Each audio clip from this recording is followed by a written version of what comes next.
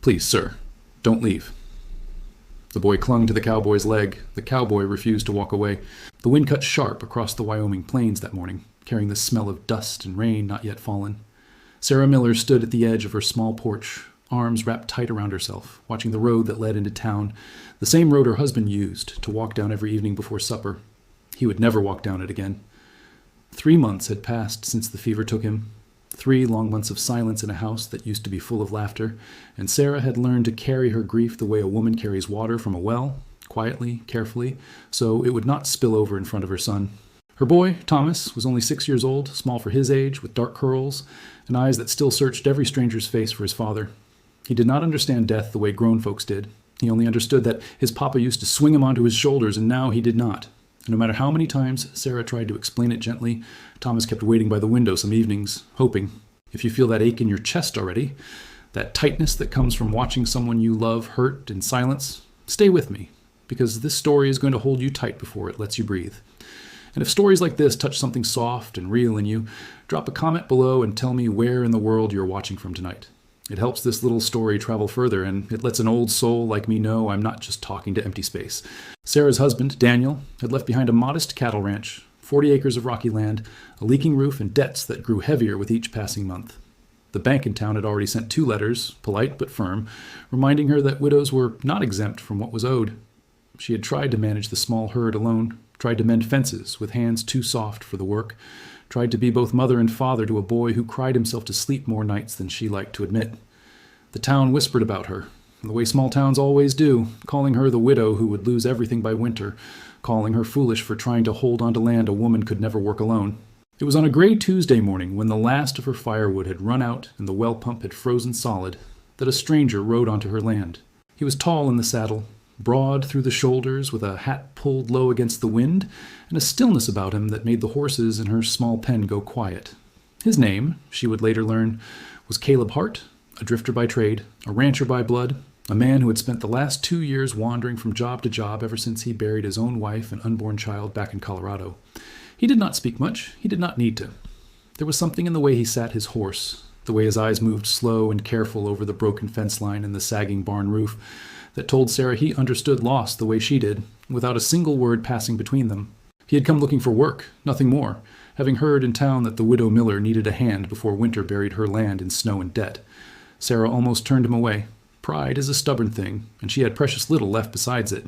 But then Thomas came running from behind the house, curls bouncing, cheeks red from cold, and he stopped dead in his tracks at the sight of the stranger on the horse. For a long moment, boy and man simply looked at each other, and something passed between them that Sarah could not name, something quiet and old, like recognition. "You gonna stay?" Thomas asked, his small voice carrying more hope than a 6-year-old should have to carry. Caleb Hart looked down at the boy from atop his horse, and for the briefest moment, something flickered behind his eyes, something that looked like grief wearing the mask of gentleness. "I go where the work is, son," he said, his voice low and rough like gravel worn smooth by a river. "We got work," Thomas said quickly, and Sarah felt her heart crack a little at how desperately her son clung to the idea of a man staying, any man, just so the house would not feel so empty. Caleb took the job for room, board, and a small wage Sarah could barely afford. He slept in the barn, not the house, though Sarah offered the spare room out of simple decency. He said a barn suited him fine, that he was used to rough sleeping, and something in his tone told her not to argue further. He rose before dawn each morning and worked until the light failed, mending fences, repairing the well pump, patching the barn roof before the first snow could find its way through the cracks. He did not ask for gratitude. He did not seek conversation. He simply worked, steady and silent, the way a man works, when labor is the only language left that does not hurt to speak. But it was Thomas who broke through his silence first. The boy trailed after Caleb like a shadow, handing him nails before he asked for them, fetching water without being told, asking questions about everything from the stars to the reason cattle had horns. Caleb answered every question, patient in a way that surprised Sarah, watching from the kitchen window with a dish towel forgotten in her hands. She had expected a hired hand to tolerate her son at best. Instead, she found a man who crouched down to Thomas's height when he spoke to him, who let the boy sit atop the fence post while he worked, who once spent an entire Sunday afternoon carving a small wooden horse for Thomas out of a scrap of pine, saying nothing about why, only pressing it into the boy's palm and walking away before Thomas could even say thank you.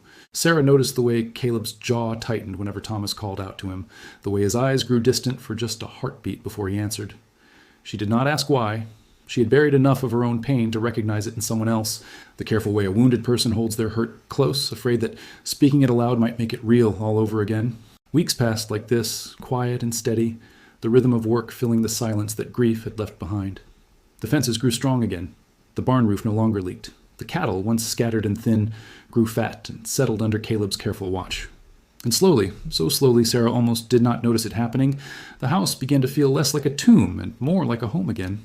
She would catch herself watching him from the porch in the evenings, the way the last light caught the gray at his temples, the way he always checked the barn door twice before turning in, as if making certain everything under his care was safe before he allowed himself rest. She told herself it was gratitude she felt, nothing more, a widow's simple thankfulness for a man who had saved her land, and her son's laughter from disappearing entirely. But some nights, lying awake in the bed she used to share with Daniel, she wondered if it was something more, and the wondering frightened her more than the debts ever had. Then came the night the storm rolled in off the mountains, black clouds swallowing the stars whole, wind screaming across the plains like something wounded and wild. Sarah woke to Thomas screaming her name, and her heart nearly stopped in her chest before she understood what was happening. Lightning had struck a dead cottonwood near the barn, and flame was already climbing the old wood, hungry and fast, the wind feeding it up faster than any bucket of water could hope to fight. She ran for the barn in her nightgown, bare feet tearing on frozen ground, screaming for Caleb, screaming for the horses trapped inside. By the time she reached the yard, Caleb was already there, having burst from the barn moments before, driving the terrified horses out into the storm, his shirt torn and his arm bleeding from where a falling beam had caught him. Smoke poured black against the lightning-lit sky, and for one terrible moment Sarah could not find Thomas anywhere in the chaos. "Thomas!" she screamed, her voice torn raw by wind and terror. It was Caleb who found him first, the boy having run toward the barn in blind panic, trying to save the small wooden horse he had left inside, the one Caleb had carved for him. Caleb did not hesitate. He went back into the smoke and flame without a single word, and for the longest 10 seconds of Sarah's life, she stood frozen in the yard, certain she was about to lose them both, certain the universe had decided one more piece of her heart needed tearing away. Then Caleb emerged from the smoke, coughing, his shirt scorched. Thomas clutched tight against his chest, the small wooden horse gripped in the boy's trembling fist. He carried the boy to Sarah and placed him gently in her arms, and for a moment the three of them simply stood together in the rain that had finally begun to fall, extinguishing what remained of the fire, washing the smoke from the air. "Please, sir, don't leave," Thomas whispered against Caleb's soot-stained shirt, his small arms wrapping around the man's leg with a desperation that broke something open in Sarah's chest. "Please don't go away like Papa did." The words hung in the rain-soaked air, raw and unguarded in the way only a child's grief can be. Sarah watched Caleb kneel down slowly, his injured arm forgotten, and take the boy's face gently between his rough hands. "I'm not going anywhere, son," Caleb said, and his voice cracked on the words, cracked in a way Sarah had never heard from him before. "I promise you that." Later that night, after Thomas had finally cried himself to sleep in Sarah's arms, and the storm had passed into a soft, steady rain, Sarah found Caleb sitting alone on the porch steps, his injured arm wrapped in cloth she had cleaned and bound herself. She sat down beside him without a word, the way two tired souls sit together when speech feels unnecessary. "I had a son," Caleb said finally, staring out at the rain-soaked yard, his voice quiet and worn thin. "Would have been about Thomas's age now if he'd lived. My wife, too. Fever took them both inside a week, back in Colorado. I wasn't home when it happened. I was out chasing work, chasing money we didn't even need that bad, and by the time I got back..." He stopped, swallowing hard against whatever words came next. "I told myself I'd never let myself care that much again. Never let myself need somebody or have somebody need me. Safer that way. Easier to lose nothing when you got nothing to lose." Sarah listened, her heart aching for the pain in his voice, understanding it in a way words could not fully capture.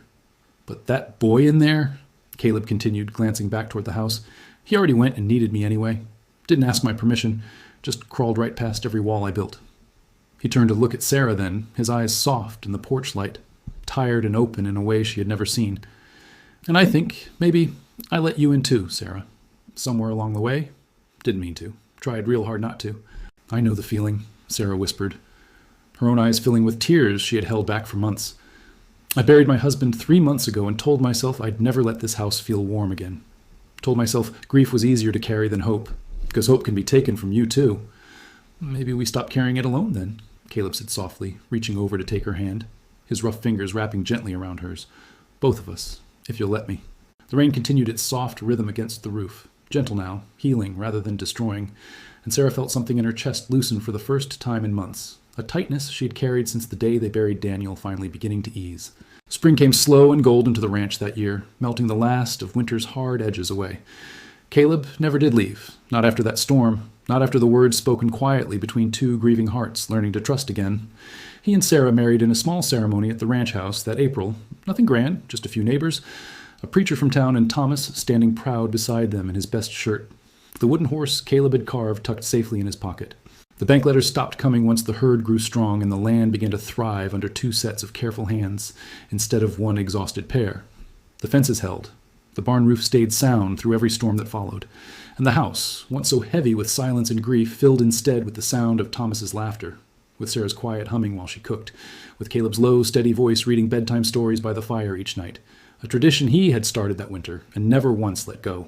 One evening, nearly a year after that storm, Sarah stood at the same kitchen window where she had first watched Caleb ride onto her land, and she saw Thomas running across the yard toward him, the way he always did when the day's work was through. Caleb knelt down to catch him, swinging him up onto his shoulders just as Daniel used to do, and Thomas's laughter carried clear and bright across the evening air. "Papa, Caleb!"